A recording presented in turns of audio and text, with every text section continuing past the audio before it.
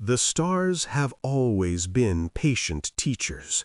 They burn for billions of years, indifferent to the brief flickerings of civilizations that rise and fall beneath their ancient light. I have watched 17 species discover fire, 12 achieve spaceflight, and 9 extinguish themselves before ever leaving their birth systems. I have seen empires that spanned 1,000 worlds crumble to dust in what felt like the blink of an eye. And in all my centuries of observation, I believed I understood the fundamental truth of the cosmos, that wisdom comes slowly, that power must be earned across millennia, and that young species, no matter how clever, must inevitably bow before the accumulated weight of elder civilizations. I was wrong. My name is Varathkos Andurian, and I was, the 7th remembrancer of the Caliph Ascendancy. For over 800 years I have served as keeper of our histories, guardian of the memories of a civilization that has endured for 40,000 years. I have walked the crystal halls of Varanthos Prime when they still sang with the harmonic frequencies of 1,000,000,000 minds. I have witnessed the coronation of 19 ascendant emperors. I have seen the birth and death of stars that humans have not yet named. And now I sit in a small gray room aboard a human station, waiting for what I once would have called lesser beings to decide the fate of everything I have ever known. The room smells of recycled air and something faintly metallic. Iron, I believe. Human blood carries iron. I find myself wondering how many times this species has spilled its own blood before learning to reach for the stars. The answer, I would later learn, is more than any elder race could have survived. The first Caliph ship to encounter humanity did so 412 years ago in a system we had deemed unremarkable. Our survey vessel detected primitive radio signals emanating from a small blue world, the third planet of an average yellow star. The signals were crude, fragmented, broadcasting what appeared to be entertainment programming and military communications in equal measure. The survey commander, whose name has been deliberately stricken from our records, made a notation that I discovered centuries later in the restricted archives. Species demonstrates unusual aggression and technological ambition. Recommend observation protocol. No contact advised. Likely self-extinction within 3 to 5 centuries. We watched them kill each other over territory, ideology, and resources. We watched them split the atom before they had achieved basic planetary unity. We watched them point nuclear weapons at their own cities, holding their entire species hostage to fear and pride. The Caliph consensus was unanimous. Humanity was fascinating, but ultimately doomed. They burned too brightly, too recklessly. They would consume themselves. We were the oldest surviving civilization in the galactic arm. We had seen this pattern before. We knew how the story ended. Except we didn't. The door to my small room slides open with a soft hiss, and a human woman enters. She is unremarkable by human standards. Average height, brown hair pulled back in a practical arrangement, features that suggest mixed ancestry from several of their geographic regions. She wears a simple gray uniform with no visible insignia of rank, carries a thin tablet device, and moves with the quiet efficiency I have observed in all humans aboard this station. "Remembrancer Andurian," she says, her pronunciation of my name nearly perfect despite the physical limitations of human vocal anatomy. I'm Commander Chen. I apologize for the delay. There's been a lot to coordinate. I understand, I reply, though I do not. Not truly. The situation is unprecedented. She pulls out a chair across from me and sits, her movements unhurried. There is no tension in her posture, no indication that she views this conversation as anything more than a routine briefing. And yet, somewhere beyond this station, 3 Kaleath core worlds are burning, and the Vorathian swarm continues its inexorable advance toward Varanthos Prime itself. "Would you like water?" she asks. "Tea? We have several varieties that are compatible with Kaleath biochemistry." You have studied our biology. We study everything. She says this without pride, simply stating a fact. It's something of a habit. I decline the refreshments. My throat is tight with emotions I am struggling to name.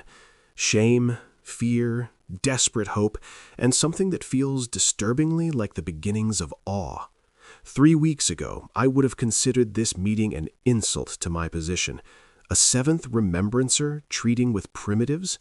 Unthinkable. But 3 weeks ago, Varanthos still had a defense fleet, and the Vorthian swarm had not yet demonstrated that it could destroy everything we had built in less time than it takes our historians to catalogue a single century.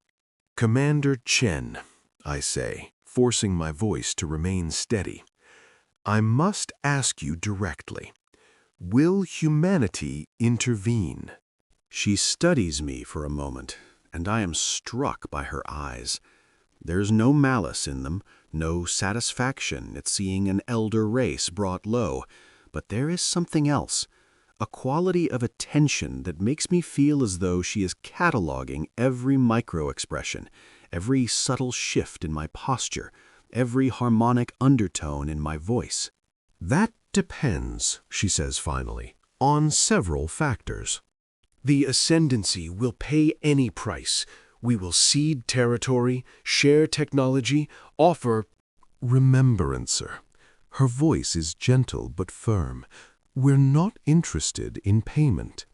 I fall silent, uncertain how to proceed. In 40,000 years of diplomacy, the Caliph have negotiated with over 200 species.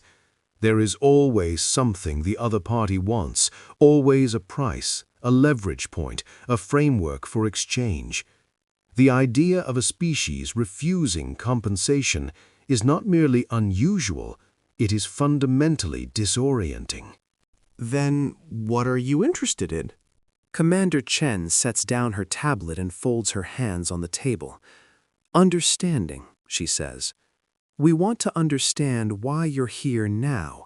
Why, after 4 centuries of treating humanity as an afterthought, the Kaleath ascendancy has come asking for help. The question is not accusatory. It is, I realize with growing discomfort, genuinely curious. We are dying, I admit. The words feel like broken glass in my throat. The Vorathian swarm emerged from the outer rim 17 months ago. We do not know where they came from or why they attack. They do not communicate. They do not negotiate.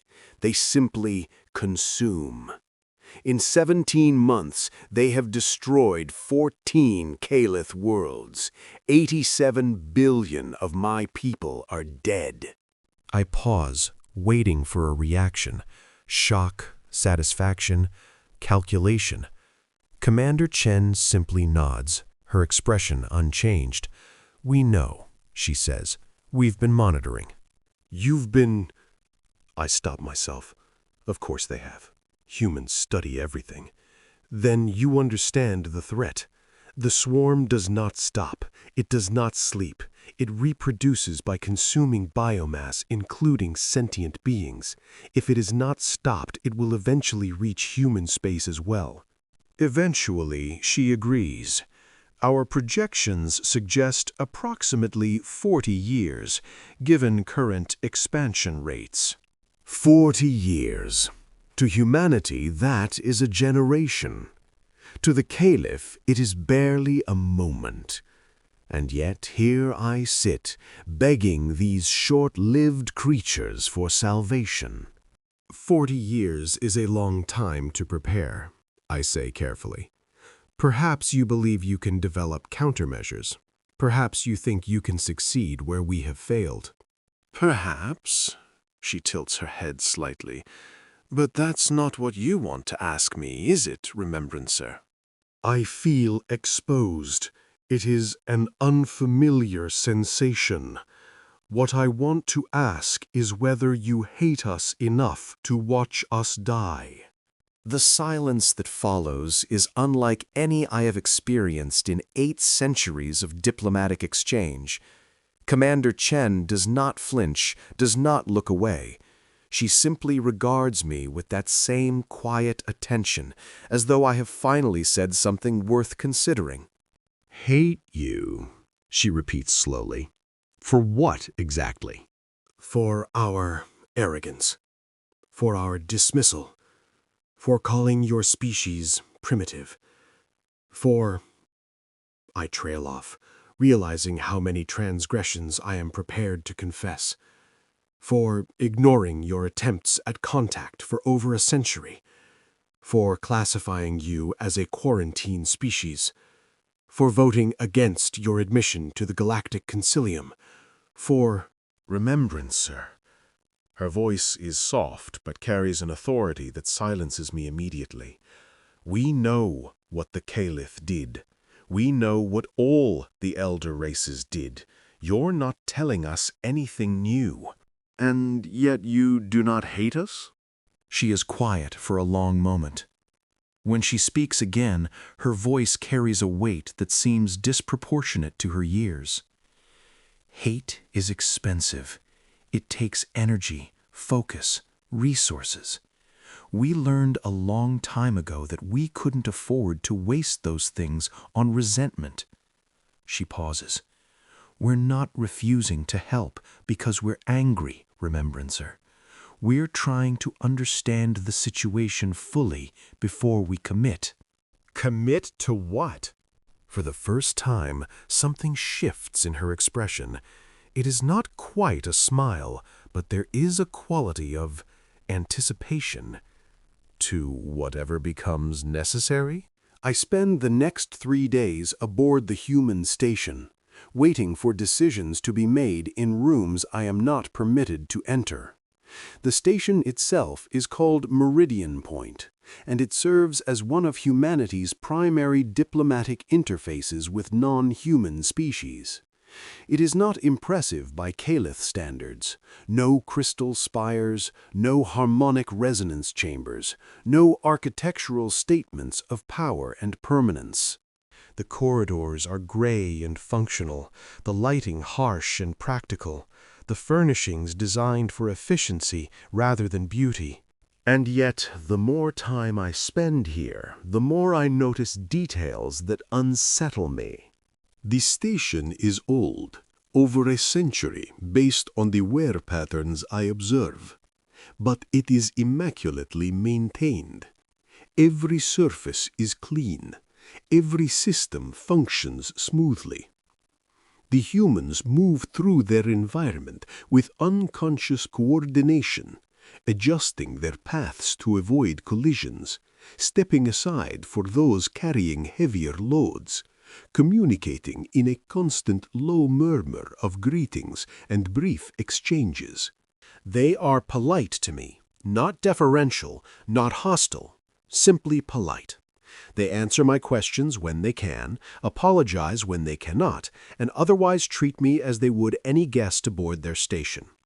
A young technician named Marcus spends an entire afternoon explaining their water recycling systems when I express curiosity. A medical officer named Dr. Yoon offers to review the biochemical compatibility data her team has compiled, noting that it might be useful for Caliph refugees who may require medical care in human facilities. Refugees. The word falls on me like a physical blow. It had not occurred to me that humanity was already preparing for that possibility. How many? I asked Dr. Yoon. How many refugees are you expecting? She looks at me with something that might be compassion. We're preparing facilities for up to 800 million. 800 million. The population of Varanthos Prime alone is 94 billion. Even our smallest colony worlds hold hundreds of millions. 800 million is not a rescue, it is a remnant. You don't believe we can be saved, I say. I believe in being prepared for every possibility, she replies, including the worst ones. On the fourth day, Commander Chen finds me in the observation lounge, staring at the stars beyond the transparent wall. She carries 2 cups of something that steams gently and offers one to me without comment. The liquid is warm and slightly bitter. Tea, I assume, of a variety compatible with my metabolism. I drink without tasting it. You've been quiet, she observes, settling into a seat beside me. I have been thinking about extinction. She nods as though this is a perfectly normal topic of conversation. Perhaps for humans it is. The Caliph are one of the oldest surviving civilizations we've encountered. 40,000 years is a long time to exist. And yet it may end in a matter of months. Perhaps, she sips her tea, or perhaps not. I turn to look at her directly. Commander, I have watched your people for 4 days. I have listened to your conversations, observed your routines, studied your behavior, and I still do not understand you. What don't you understand? You're calm. The word comes out almost as an accusation. The Vorathian swarm has consumed 14 worlds. 87 billion sentient beings have been reduced to raw biomass. And in 40 years, your species will face the same threat. Yet you walk these corridors as though you have all the time in the universe. You discuss logistics and drink tea and make small talk about water recycling. How are you not afraid? Commander Chen is silent for a long moment. When she speaks, her voice is thoughtful, almost distant. Remembrancer, do you know what happened on Earth 300 years ago? No. We almost went extinct. She says this without drama, as though describing weather. Not once, 3 times in a single century. First, we nearly destroyed ourselves with nuclear weapons. Then we nearly choked our planet to death with industrial pollution. Then we nearly starved ourselves when our agricultural systems began to collapse. She pauses. By some estimates, human population dropped to less than 2 billion at the lowest point. 80% of our species died within 40 years. I stare at her, unable to reconcile this history with the calm, competent people I have observed aboard this station. How did you survive? We adapted. She smiles slightly, but there is no humor in it. It's what we do. We looked at the problems that were killing us, and we solved them. Not elegantly, not painlessly. We lost billions of people and thousands of years of cultural heritage. But we survived, and we learned. Learned what? That fear is useful, but panic is not. That preparation matters more than hope. That if you're going to face an existential threat, you'd better understand it completely before you commit to action. She turns to face me fully. We're not calm because we're not afraid, Remembrancer. We're calm because we are afraid. We've just learned to channel that fear into something more productive than despair. I think about her words for a long time. The Caliph have never faced true existential threat, not in 40,000 years. We have weathered wars and plagues and internal conflicts, but never anything that genuinely threatened our continuation as a species. We built our empire on the assumption of permanence, on the belief that sufficient age and wisdom would insulate us from the chaos that consumed younger civilizations. Humanity built itself on the opposite assumption. They have always known they could die, individually and collectively. And instead of paralyzing to them, that knowledge made them stronger. Commander, I say slowly, what is humanity preparing? She finishes her tea and sets the cup aside. I've been authorized to brief you on our initial response. Would you like to see? The briefing room is larger than my quarters, filled with holographic displays and tactical interfaces. Commander Chen is joined by a tall man with silver hair and the bearing of a military officer. Admiral James Okonkwo, he introduces himself, with a handshake that is firm but not aggressive. There is also a woman with data implants visible at her temples, introduced as Strategic Analyst Priya Sharma, and a younger man named Lieutenant Commander Wee, whose exact role is never explained, but who manipulates the holographic displays with practiced ease. The Admiral nods to Lieutenant Commander Wei, and the central display activates. I see a map of the Galactic Arm, familiar territory, with Calith space marked in blue, and the expanding red stain of Vorathian-controlled regions clearly visible. Human space is marked in green, a modest territory along the outer edge of the arm. Current situation, Wei narrates. The Vorathian swarm has established control over approximately 3.2 million cubic light-years of space formerly held by the Calith Ascendancy. Rate of expansion is accelerating as captured biomass is converted to new swarm units. At current rates, the swarm will reach Varanthos Prime in approximately 4 months. 4 months, not the 17 months we had initially projected. The swarm is moving faster than anyone anticipated. Our analysis suggests that the swarm is not a natural phenomenon, Analyst Sharma adds. The level of coordination and strategic behavior indicates either sapient direction or extremely sophisticated programming. We have not yet determined which. The Caliph attempted to communicate with them, I offer. All attempts failed. Yes, we reviewed your logs. She brings up a series of data points. 17 attempted contact protocols, all ignored. The swarm doesn't respond to any known form of communication, electromagnetic, gravitational, chemical, or quantum. Either they can't hear you or they don't care. Our scientists believe they may be operating on a level of cognition that is simply incompatible with our own, I say. A form of intelligence so alien that communication is fundamentally impossible. Maybe, Admiral Okonkwo says. Or maybe they're just not interested in talking. Some problems can't be solved with diplomacy.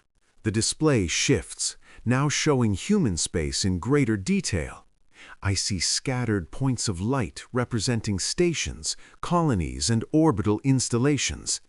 The total territory is modest, perhaps 1/10 the size of Calith space at its height. And yet, as I watch, the display begins to change. New points of light appear, then more still.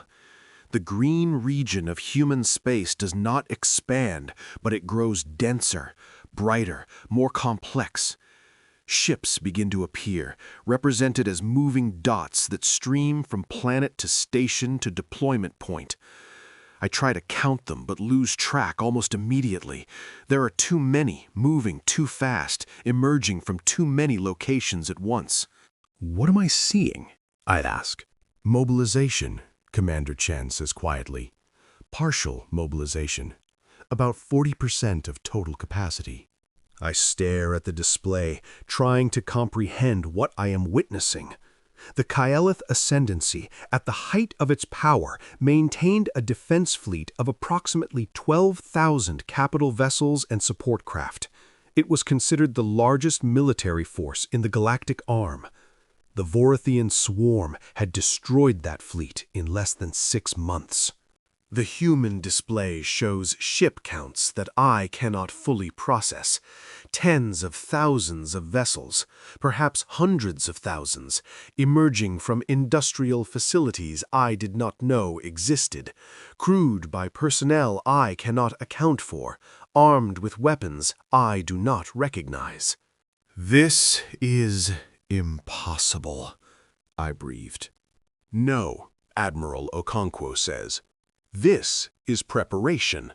You have been preparing for war. For how long? He exchanges a glance with Commander Chen before answering. Humanity has never stopped preparing for war.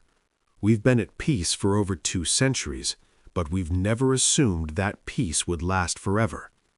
Every generation since we left Earth has continued building, training, developing new technologies. He pauses.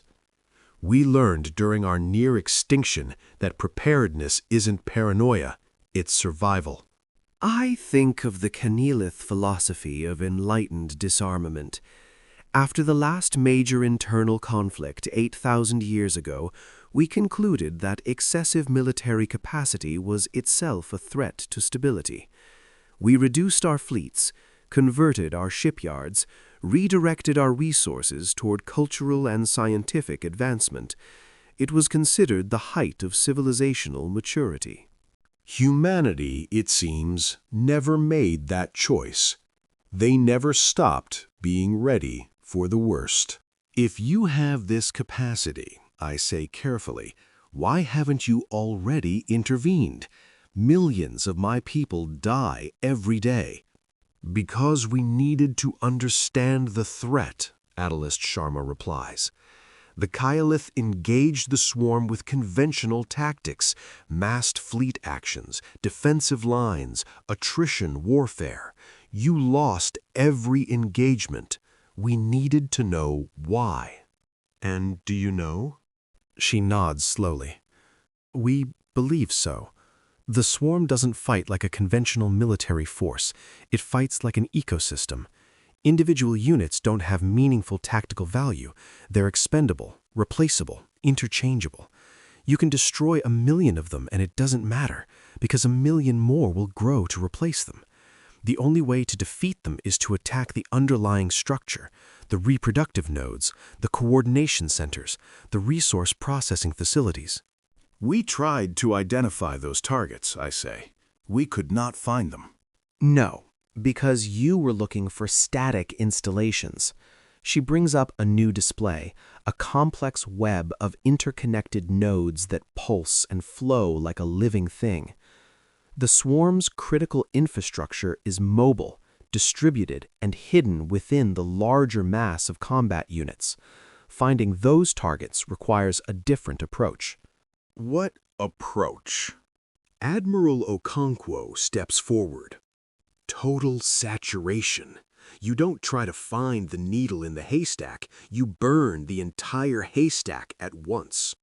I feel a chill that has nothing to do with the temperature of the room. You're talking about destroying everything. The swarm and the space it occupies, including the worlds it has taken. Yes. Those worlds were ours. Some of them may still have survivors. The Admiral's expression does not change. We know. I understand in that moment why humanity waited. It was not indifference or calculation or revenge. It was the weight of what they were preparing to do. They were not choosing between action and inaction. They were choosing between impossible alternatives, and they wanted to be certain there was no other way. You need authorization, I say quietly, from the Kylith Ascendancy. You need us to accept the destruction of our own worlds. Yes. And if we refuse? Commander Chen's voice is soft. Then we wait, we prepare, and we face the swarm when it eventually reaches our space. She pauses. By then, there won't be any Caliph left to save. I spend the night in communication with Varanthos Prime.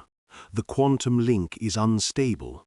The swarm has begun disrupting communications throughout Calith's space, but I manage to convey the essential information. The response from the Ascendant Emperor's Council is swift and unanimous. We authorize human intervention, all necessary measures, whatever the cost. I deliver the message personally to Admiral Okonkwo the following morning. He receives it without visible reaction, thanks me for my service to my people, and excuses himself to begin what he calls the coordination process. I ask Commander Chen what that means. It means, she says, that for the next 72 hours, every human being with military, industrial, or logistical capacity will be working toward a single purpose. Every ship, every factory, every resource we have will be directed toward the Vorathian swarm. And after 72 hours?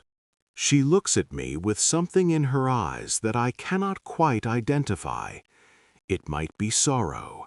It might be resolve. It might be both.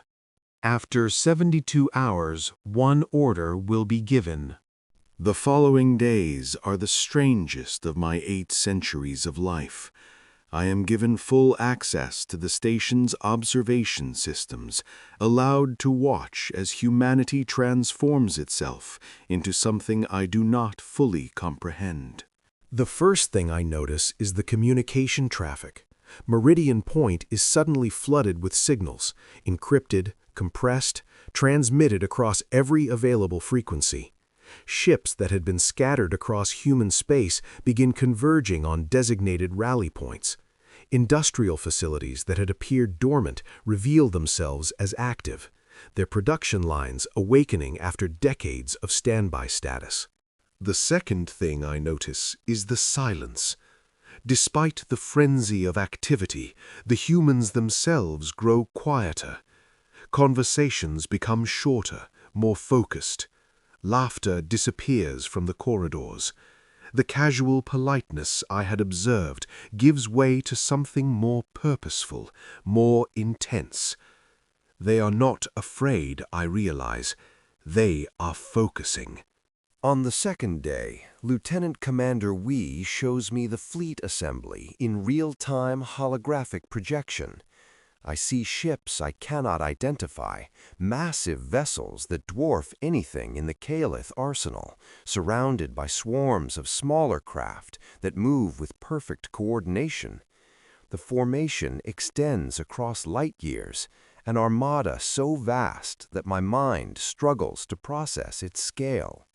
How many? I ask. 47,000 capital ships, he replies.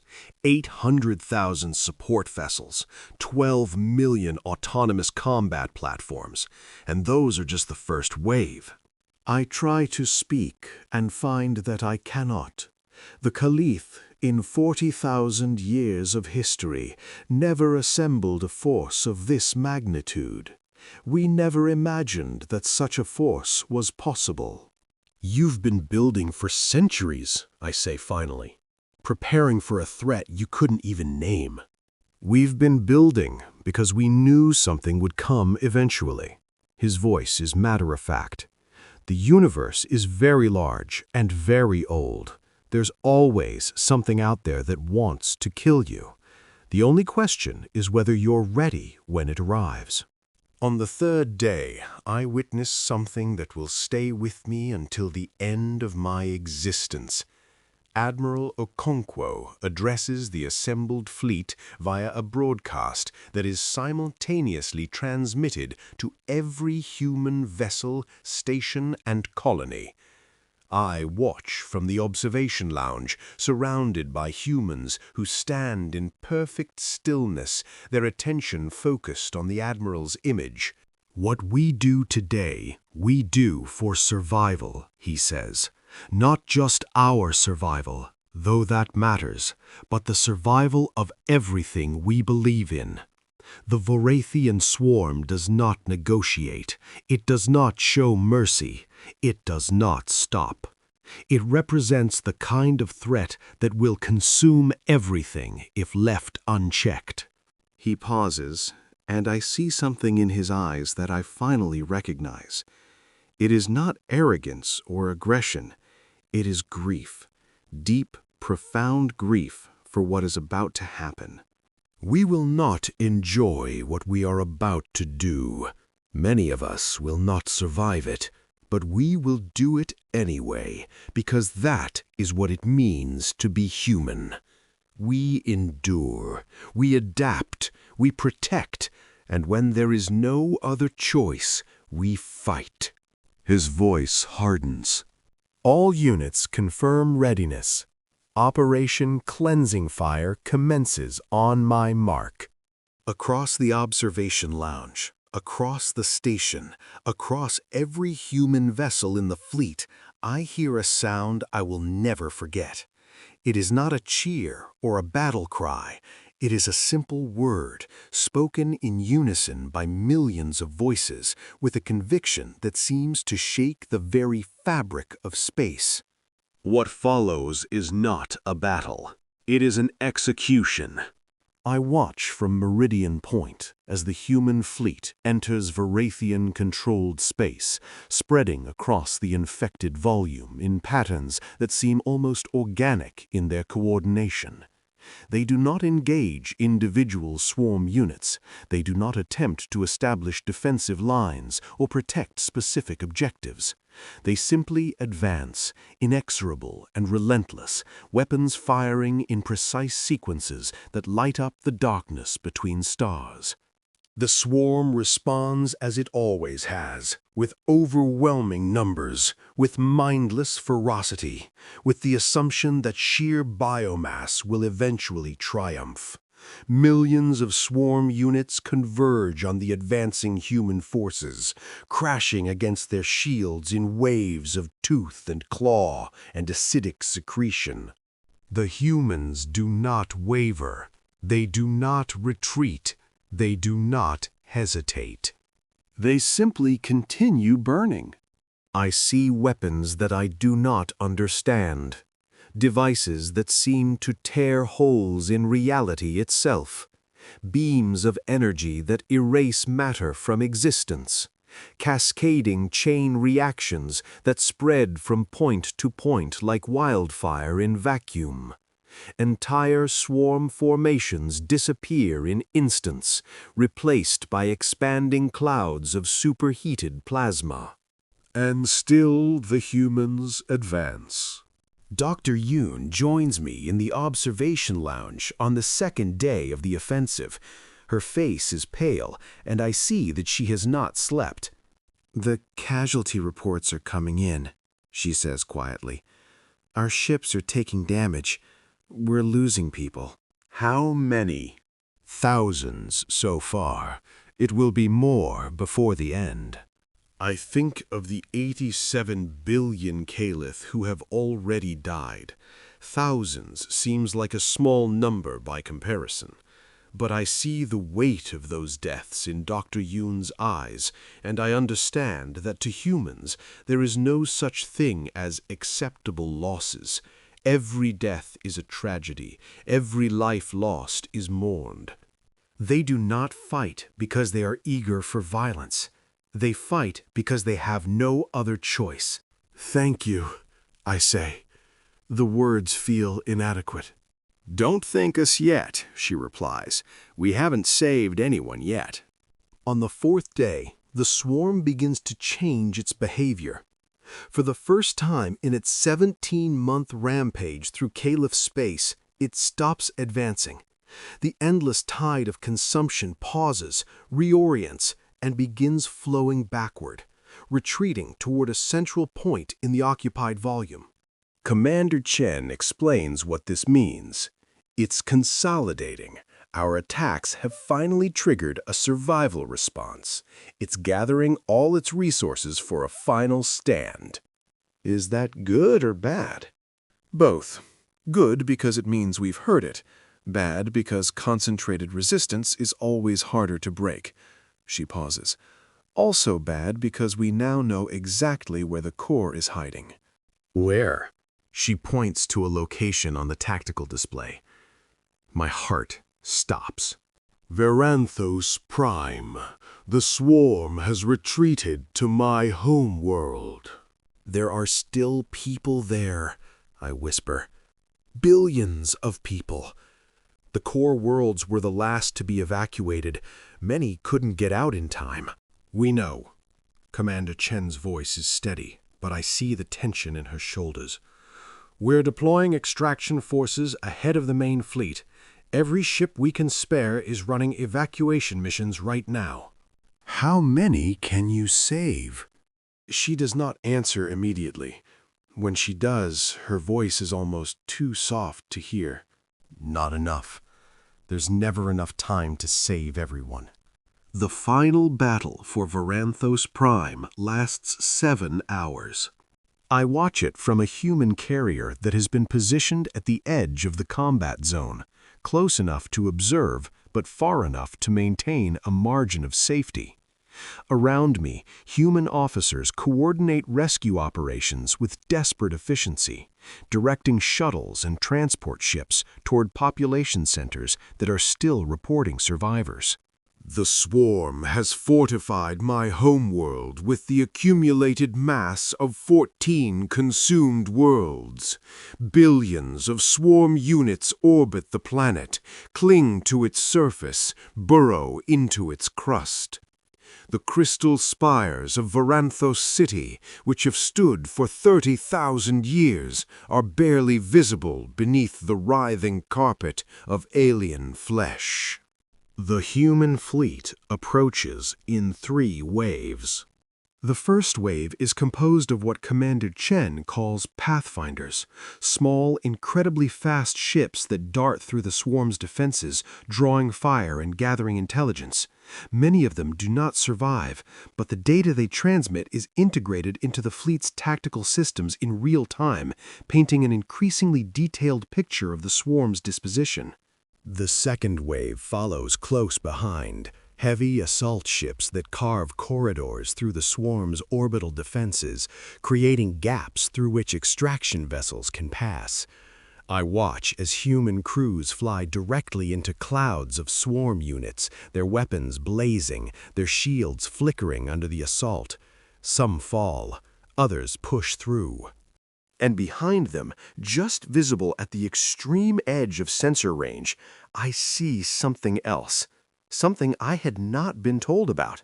What is that? I ask, pointing to the distant signatures. Admiral Okonkwo's voice comes through the communication system. He has not slept in days, but his voice is as steady as ever. Insurance. Admiral.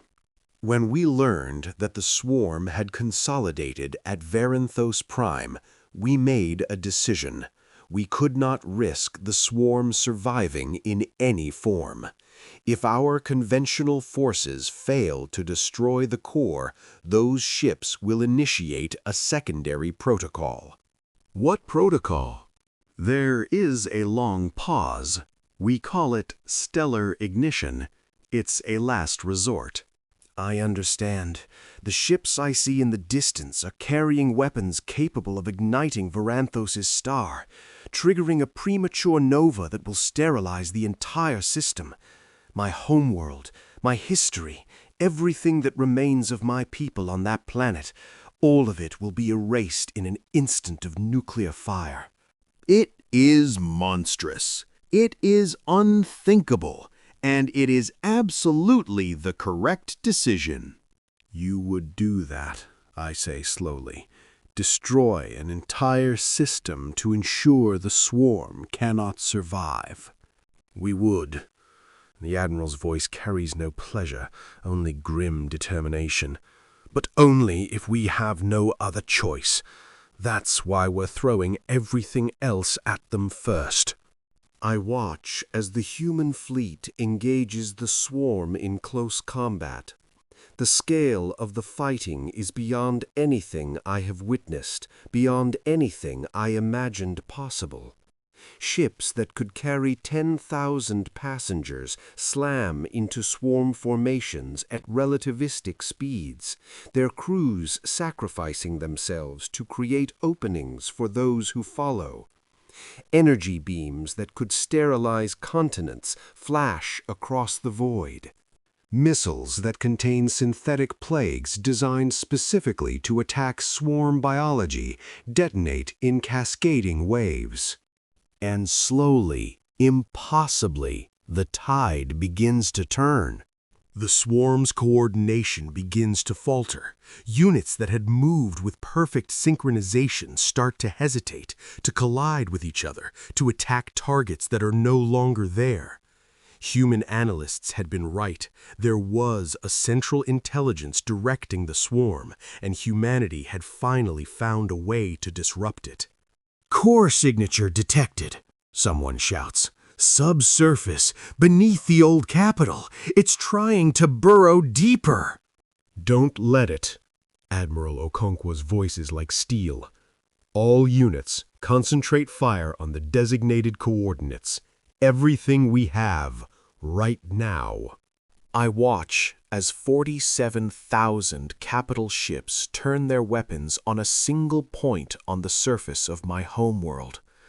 The crystal spires of Varanthos City, 30,000 years of history, art, culture, and memory, disappear in an instant of absolute light. And in that light, the swarm dies. I feel it, or perhaps I imagine that I feel it, a vast distributed consciousness recoiling in agony, and then simply stopping. Across the entire infected volume, swarm units go still. Their coordination fails. Their aggression ceases. They become nothing more than organic matter, drifting in the void. It is over. In the weeks that follow, I learn the full cost of humanity's intervention. The human fleet lost 4,217 capital ships. Over 2 million human soldiers, sailors, and pilots died in the offensive. Industrial capacity that had taken decades to build was expended in a matter of days. But the swarm is gone. Completely, utterly gone. Not a single viable reproductive node survived the assault. The threat that had consumed 87 billion Caliph souls will never consume another. Of my people, approximately 900 million survived.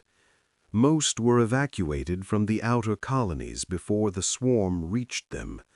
Some were rescued from Varanthos Prime itself in the desperate hours before the final battle. They are refugees now, scattered across human space, dependent on the charity of a species we once dismissed as primitive. Commander Chen finds me in the observation lounge again, staring at the stars. It has become something of a ritual between us, these quiet conversations at the edge of visibility, looking out at the infinite dark. The Council has officially extended refugee status to all surviving Caliph, she says. You'll have access to medical care, housing, education, everything you need to rebuild. Thank you. The words still feel inadequate. We've also begun surveying potential colony worlds in unoccupied space. Your population is small now, but given time, you could establish new settlements, new home worlds. I am silent for a long moment. The idea of rebuilding seems almost absurd. We were a civilization of 40,000 years, and now we are reduced to 900 million refugees. But humans, I have learned, do not believe in impossible odds. They survived their own near extinction. Perhaps we can survive ours. Commander, I say finally, may I ask you something? Of course. When Admiral Okonkwo gave the order, When he told the fleet to destroy the swarm core, what exactly did he say? She looks at me with those steady, observant eyes. He gave a single order, just 3 words. What were they? Burn them all. I think about those words, about the weight of them, about the 47,000 ships that obeyed without hesitation, the 2 million humans who gave their lives to carry out that order, the absolute conviction that drove an entire species to wage war on a scale the galaxy had never witnessed. 1 human order, 3 words, and the galaxy burned. Your people are terrifying, I say quietly. I do not mean that as an insult. I know, she smiles slightly. We terrify ourselves sometimes, but we've learned to channel that capacity toward protection rather than destruction, most of the time. And when it's not enough? When protection fails? Her smile fades, but her eyes remain steady. Then we make sure that whatever threatened us can never threaten anything again. That's the bargain we made with ourselves a long time ago. We will be peaceful when peace is possible. We will be merciful when mercy is warranted. But when neither is an option, when something emerges that cannot be reasoned with, cannot be contained, cannot be allowed to continue, we will do whatever is necessary. Whatever the cost. Whatever the cost. I look out at the stars, the same stars that have watched civilizations rise and fall for billions of years. Somewhere out there, new threats are surely evolving, new dangers gathering strength. The universe is vast and ancient and utterly indifferent to the survival of any single species. But now I understand something that I did not understand before. The elder races, the Caliph, and those who came before us, we survived because we were careful. We avoided conflict, accumulated wisdom, built our civilizations on foundations of patience and restraint. Humanity is different. They survived because they fought. Every generation, every century, every crisis, they fought and adapted and overcame. They are not the oldest civilization in the galaxy. They are not the wisest. They are not the most advanced. But they may be the most dangerous. And in a universe that regularly produces things like the Varathian swarm, perhaps that is exactly what is needed. Commander, I say, and I am surprised to find that my voice is steady. On behalf of the Caliph Ascendancy, what remains of it, I would like to formally request an alliance with humanity. She raises an eyebrow. An alliance? The Caliph have never allied with any species. The Caliph have never owed any species their survival. I turn to face her fully. We dismissed you as primitives. We excluded you from the concilium. We treated you as a quarantine species, too dangerous and too young to be trusted with the responsibilities of galactic civilization. I pause, allowing the weight of those failures to settle between us. We were wrong. About all of it. We know. I know you know, but I wanted to say it anyway. I take a breath. Humanity is not what we thought you were. You are not primitives or barbarians, or a species destined for self-destruction. You are survivors. You are protectors. You are... I search for the right word and finally find it. You are guardians. Commander Chen is silent for a long moment. When she speaks, her voice carries a warmth I have not heard before. We've been called a lot of things over the centuries. Most of them weren't complimentary. She extends her hand, a human gesture of greeting and agreement that I have learned to recognize. An alliance sounds like a good start. We've got a lot of work to do if we're going to rebuild the Caliph civilization. I take her hand, Her grip is firm and warm, and I feel something shift in my understanding of the universe. "We have a saying among my people," I tell her. "The stars are patient teachers.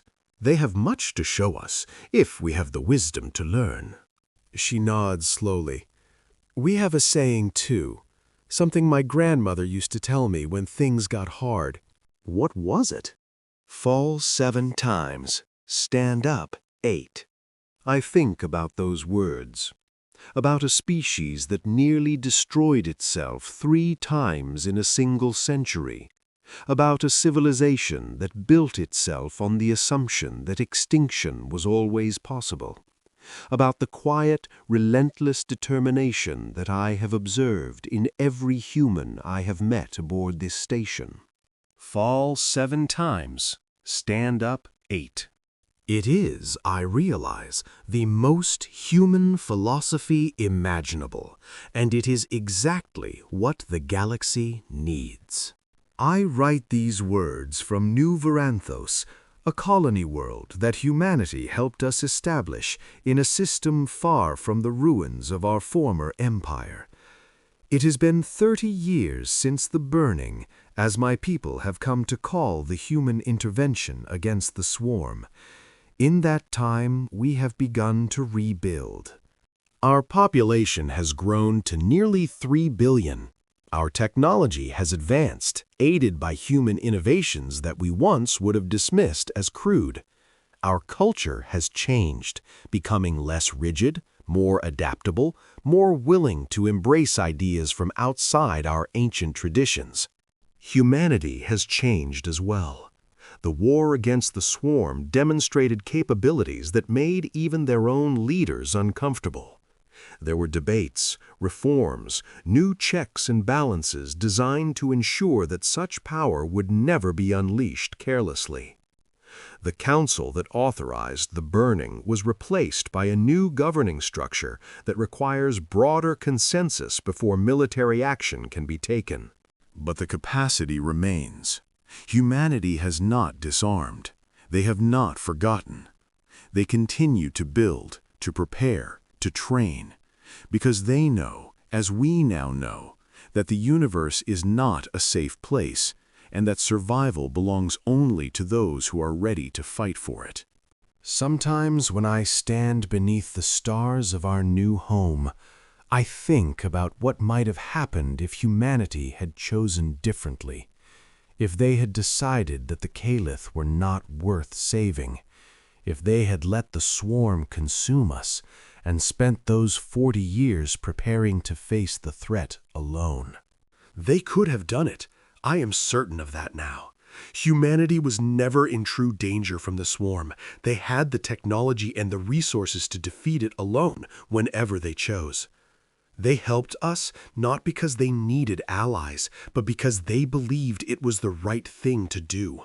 That, I think, is the most terrifying thing about them. They possess the power to destroy galaxies, and they choose to use it for protection.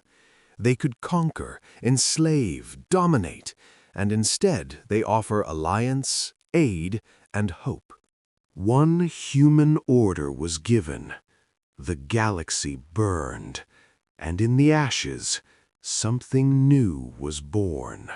Not an empire, not a hegemony, something better. A family. The stars are patient teachers, but sometimes the best lessons come from the youngest students. End of record. Verethkos Andurian. 7th Remembrancer of the Caliph Ascendancy. Keeper of the memory of the burning. 30 years after the fall.